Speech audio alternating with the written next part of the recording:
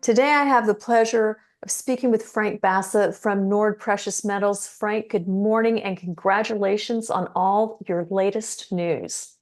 Thanks a lot, Tracy. It was a pleasure to see you.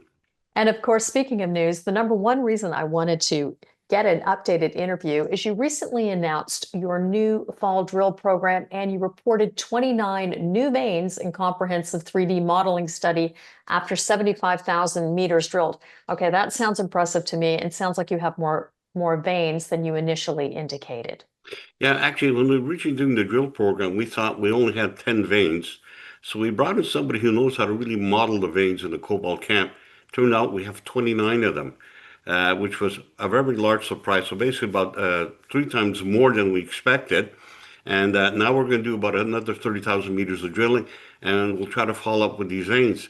But I think in the process of following up on these veins, we might end up hitting a lot more. So we're going to try to put out a 3D model in one of our news releases just to show you how big this thing is. It's a lot larger than we ever thought it would be.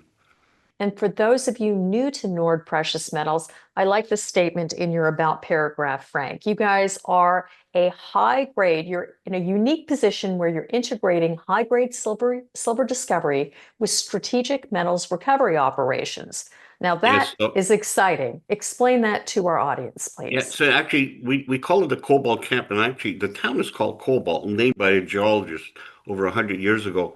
The primary metal in the Cobalt Camp has always been cobalt. So it's cobalt, copper, nickel. But the only metal they really mined, and even if you look at Agnico Eagle, when you look at the name of Agnico Eagle, they're in a camp, and I used to work for them. They primary metal was silver, and they threw the cobalt away. But the cobalt silver value, when you look at it, it's like 3 to 1. So every $1 of silver, there's $3 worth of cobalt that was never recovered. So it's a combination of very high grade silver. We have assays up to 89,000 grams a ton silver only, plus a lot of cobalt, copper, nickel. So we have the ability to recover all the precious metals, which is also gold showed up.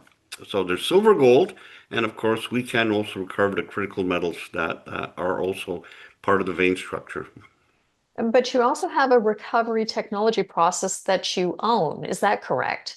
Yeah, we have a process called Read-to-Ox, something that was developed over about a 6 year time frame. We spent about $8 million, went from lab to bench scales to 2 pilot plants to actually plant trials, and we actually produced product. Originally, we produced product for the Asian market. We were able to produce cobalt sulfate on spec for the Asian market, and of course, we also recovered the silver first. So we took about a 20-ton sample of waste, and we actually poured 1,000 ounce silver bar, and we produced cobalt sulfate on spec for the Asian market. With silver being at record highs right now. And of course, exploration is your middle name, Frank. If anyone understands exploration, it's you. And in following Nord Precious Metals, can you tell us which project right now is your number one priority?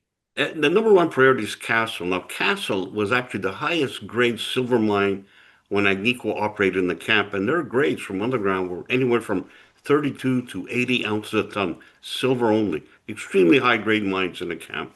So hopefully we'll follow in those footsteps and actually produce product, basically silver and critical metals. And just last week, you just announced a recovery permit application for the district scale silver processing. How will that impact shareholders?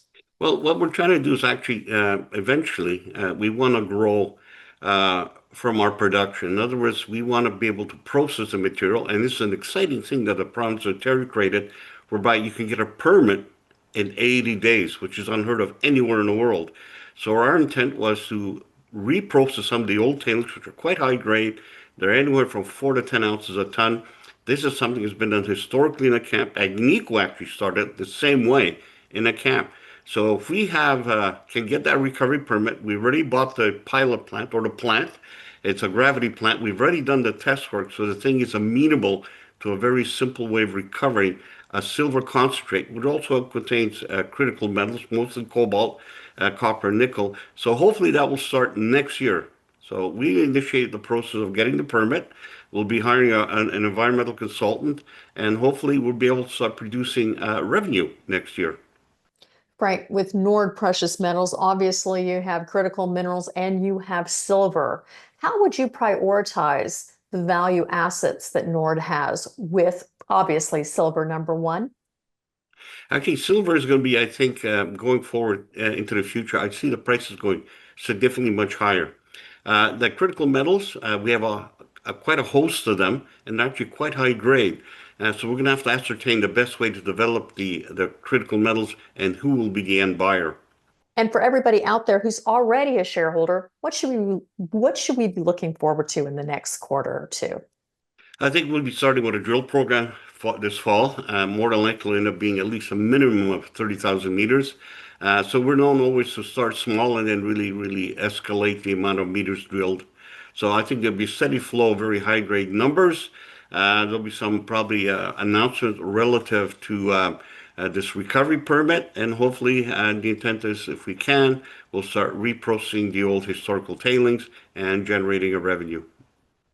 For everybody interested in learning more about Nord Precious Metals, please go to the following website. And Frank, thank you for your time. Always a pleasure. Thank you very much, Tracy.